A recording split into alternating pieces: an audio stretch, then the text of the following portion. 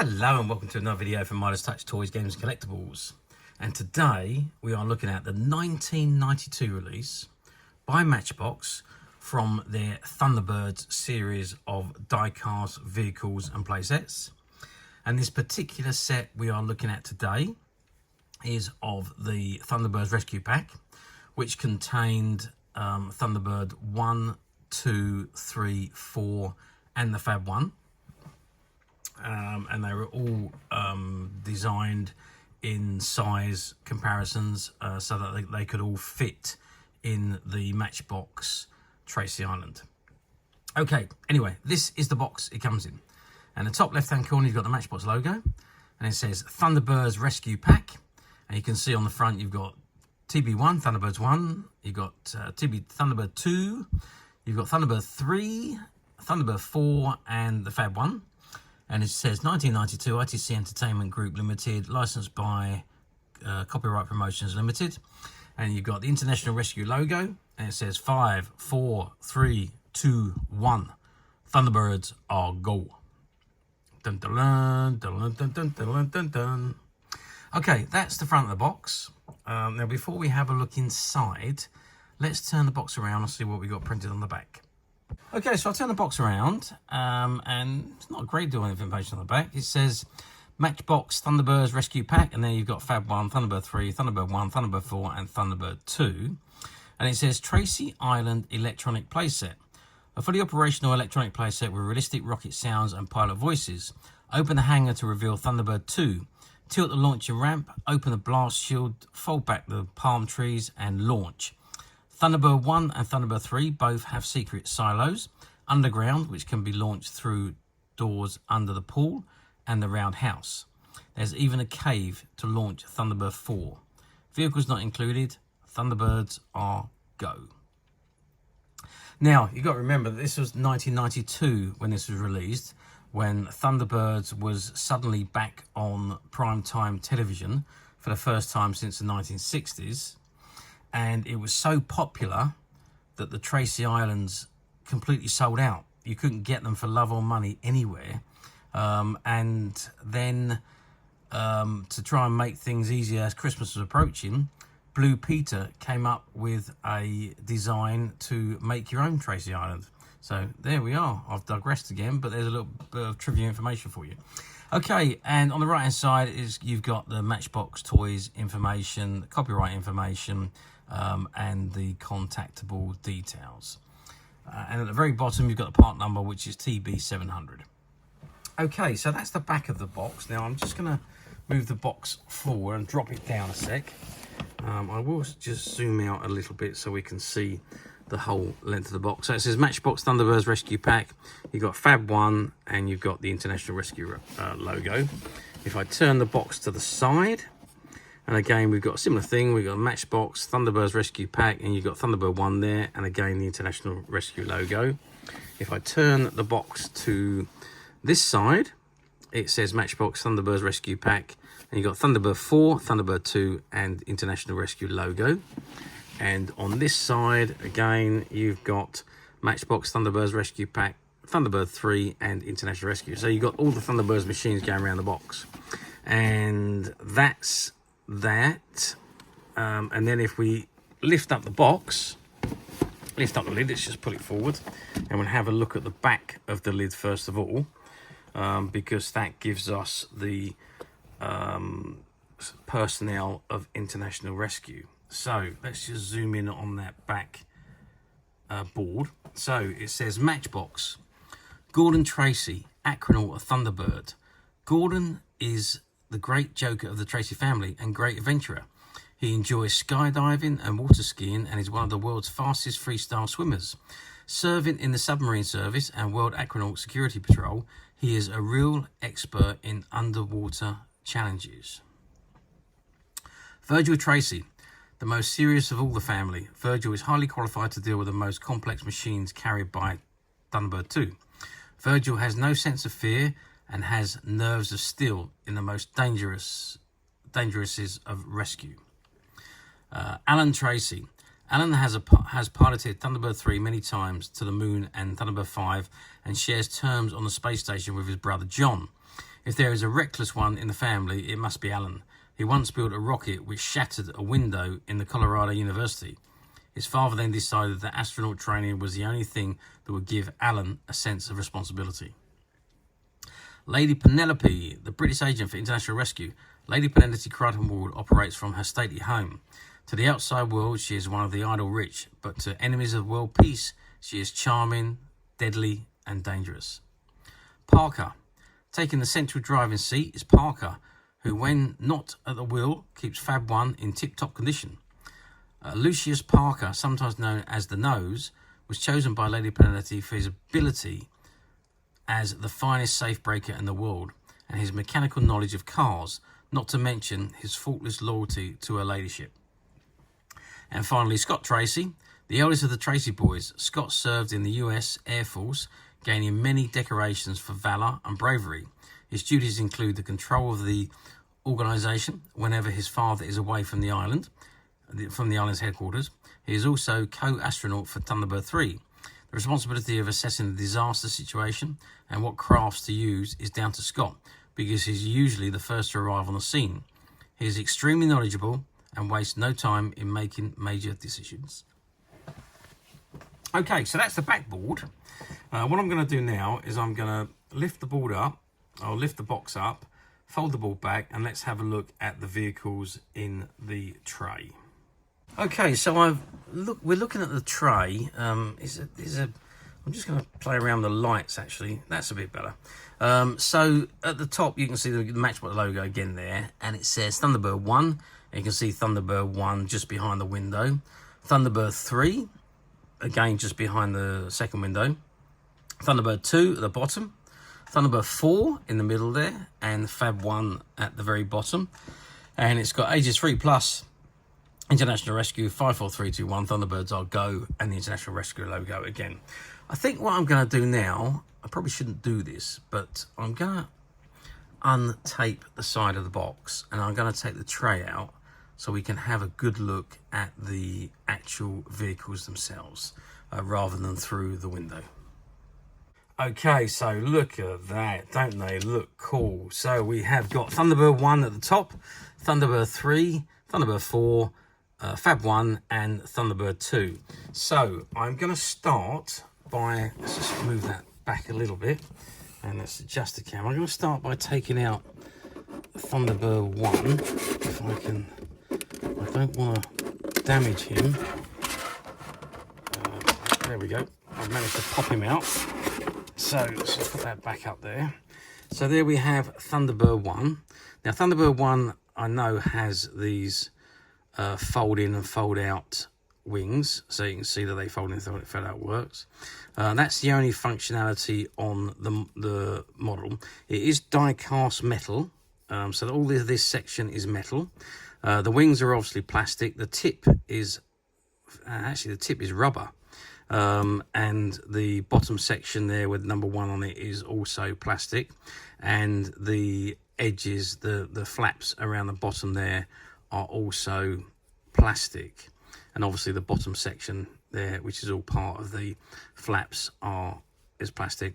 The bottom fuselage is metal, and there you can see it's got TB1 printed on the bottom, on both the top and bottom of the fuselage, and that's actually on both sides as well. And you've got TB1 on the side, on both sides, number 1 on the lower rocket section, and you've got Thunderbird running down the center with number 1 at the bottom. And if I do turn it over, on the back there, I don't know if you can see that, it's got Matchbox, and it's got Made in China, and it's got 1992 ITC Entertainment Group Limited. Okay, so that is the Thunderbird 1. I'm just going to close that so I don't damage it. I'm just going to measure it for you. So we're looking at, from the very bottom to the very top, we're looking about 9.5 centimeters. So yeah, so it's 9.5 centimeters from the bottom of the lower rockets to the tip of the nose cone. So there we are. That is Thunderbird 1, and it is a lovely, lovely little rocket. even though there's not a great deal of functionality. But that is one of my favourites, Thunderbird 1. Okay, that's Thunderbird 1. Let's grab out Thunderbird 3. If I can, again, be very careful not to damage anything. So here we have Thunderbird 3. Now, Thunderbird 3, again, is all die-cast metal. Plastic-wise, the centerpiece is plastic. And this top piece there, which rotates, is also plastic. And the nose cone, again, is rubber. The bottom section, the lower section where the blasts come out, is also plastic. But the rest of it is all metal. Oh, and these arms are plastic as well. I suppose they would have been too difficult to cast in metal, so they've cast them in plastic. So that section there is also plastic. So the plastic... Oh, what's that on my finger? I think that's a little bit of sellotape when I was opening the box. So this section in the middle there is plastic, and that runs down with the these rods, and it goes back into the metal section at the bottom again. So we have number 3 on each of the 3 sides, and then on the actual rocket blasters, they've all got the number 3, and it says Thunderbird running down the middle there, and that's it, I think. And if you can just see very carefully, it says made in China. And that's all I can read. I can't see any other markers on this one, actually. It's probably there somewhere, but it is very, very small, and I can't read it. But anyway, measuring from the very bottom to the very tip of the top, we are looking at 10.5 centimetres on this one. Width-wise, we are just under 3.5 centimetres. And I think it's the same all the way around, actually. Yeah, so we're 3.5 centimetres all the way around.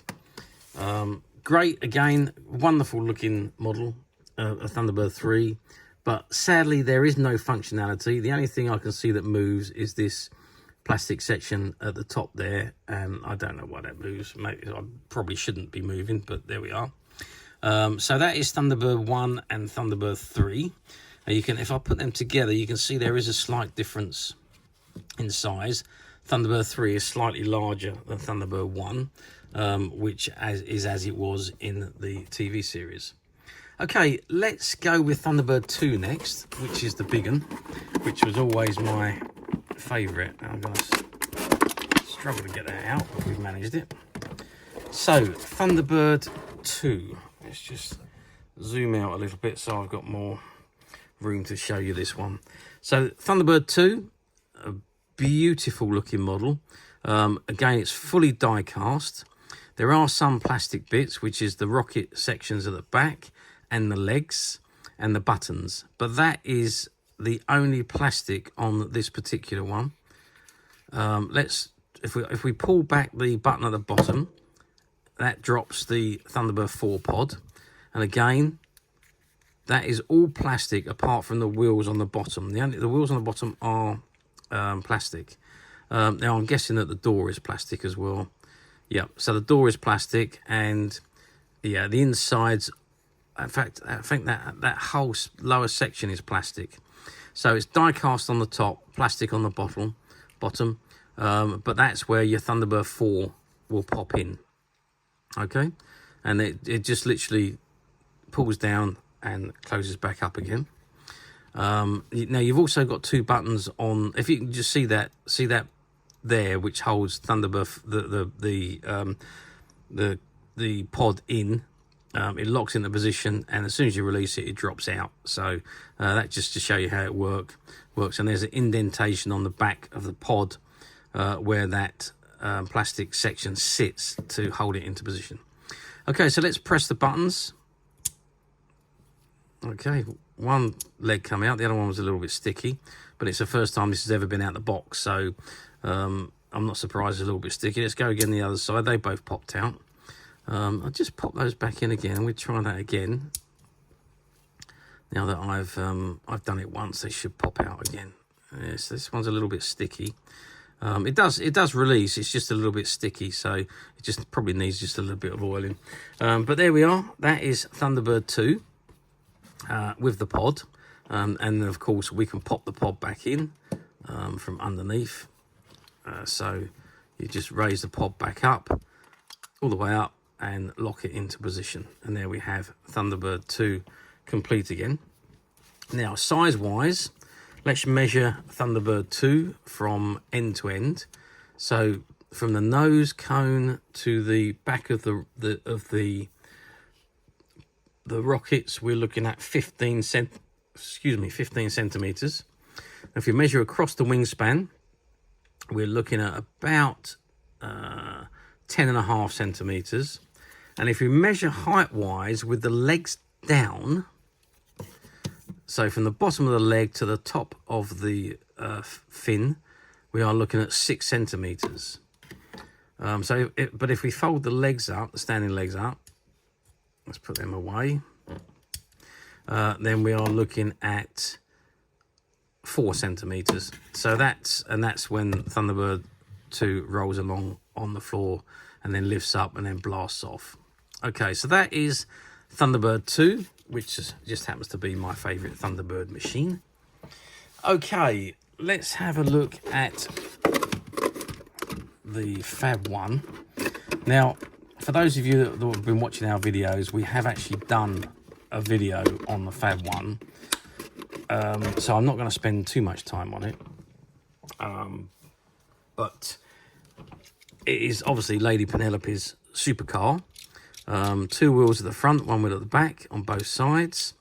On the bottom, it's got Made in China 1992 ITC Entertainment Group Limited and the Matchbox logo.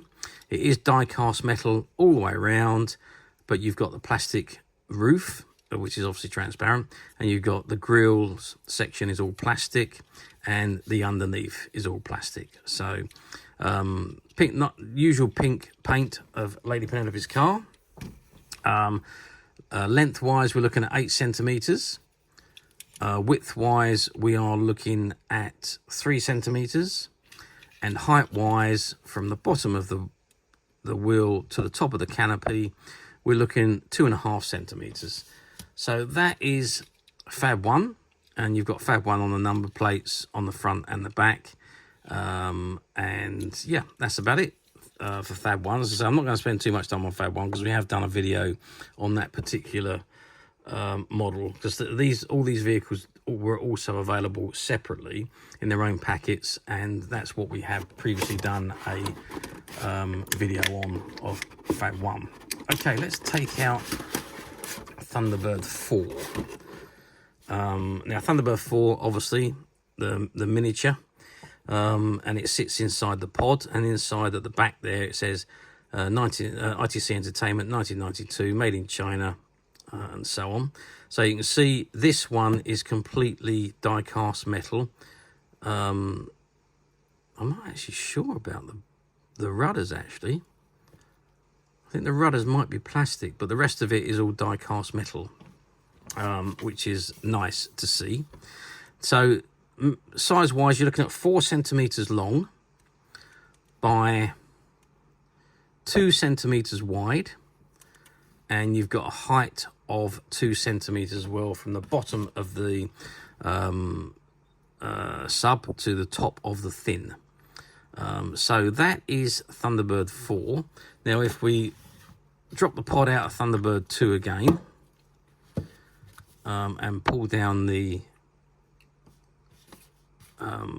opening, you can see Thunderbird 4 sits perfectly inside the pod. You can close him up and take him away on the mission, and it is pod number 4, which is obviously for Thunderbird 4. Okay, that is this set of vehicles. And there we have all 5. How well did they do? Well, I'll tell you something, they done fantastic. Thunderbirds was a very big thing back in the 1960s, and it did span quite a lot of merchandise, but it was all plastic. There was J.R. Rosenthal that done the Thunderbird vehicles. And there was numerous other things that was done for Thunderbirds. There was painting kits, there was Fab 1, there's all sorts of things that were done, but that was for a previous generation. Now, come 1992, when Thunderbirds was back on the screen, on mainstream television, for the first time since 1960s, it spawned a whole new series of merchandise. And obviously, there was a whole new following of Thunderbirds from the children of the 90s. Everybody who was anybody wanted Thunderbirds merchandise in 1992. I think the merchandise was so much more popular than it was in the 60s. I think this is where Gerry Anderson really done well on what he did in the marketing of the merchandise. Matchbox made the products fantastically. You can't fault them whatsoever. And they pretty much sold out everywhere. And like I said earlier, the Tracy Island, you just couldn't get that for love or money. That was completely sold out. So Blue Peter decided to do their own version and showed you how to make one. So if you were disappointed at Christmas, you can make your own. Anyway, I've digressed again. These vehicles sold out fantastically. There was mass produced by Matchbox, and I couldn't think of the name of them then. Yeah, mass produced by Matchbox, and they sold out in no time at all. And you had to wait for the shops to be restocked for this merchandise if you didn't get it on the first time, in the first time that the shelves were filled. I can remember people queuing out the door at Toys R Us to get their hands on this Thunderbirds merchandise. But there we are. So that just goes to show how popular Thunderbirds was and how popular this merchandise was. Of course, now we're talking 32 years on. And although there is a lot of this merchandise still around, obviously the die-cast models were made to last. They weren't going to be broken, or some of them do get broken. They have got plastic parts on them, but they weren't going to be in pieces like the plastic ones were. So they have survived the test of time, although trying to find them now in this mint unopened condition is almost impossible. You can find these particular rescue sets on quite a few of the platforms, but they have been opened, they have been played with, and they've just been returned to the boxes. Whereas this one was a shop find, basically. We went into a shop, done a shop clearance, and in the shop was quite a bit of Thunderbirds merchandise, and this was part of it. So this was a former shop stock that was never sold. So finding them in this condition, like I say, is almost an impossibility these days. However, we at Midas Touch have managed to find a few, and they're currently available to purchase on the Midas Touch website, which you can get to quite simply by clicking the link below. It will take you straight to the website, where you'll be able to find this and many other vintage Gerry Anderson items, and many other vintage toys, games and collectibles come to that. There's over 10,000 products currently available on the website for you to view and purchase at your leisure. And also don't forget to hit the subscribe button, because we are uploading videos for every new item that goes into the website. There will be something for everybody, and I am absolutely positive you're not going to want to miss this, because we literally have thousands and thousands of new products which we're shooting videos for and uploading on a daily basis. So if there is something in particular you are looking for, something old that you've never been able to find, something quirky you might want to buy for a friend, or maybe just something from your childhood that you'd like to own again to help you recuperate those long lost childhood memories, well, stay tuned, keep watching, because you never know, the next item we upload could be that item you've been looking for. Okay, that is it for me on this particular item. I hope you've enjoyed this review of this product as much as I've enjoyed doing it. Thanks for watching, and we'll see you again soon.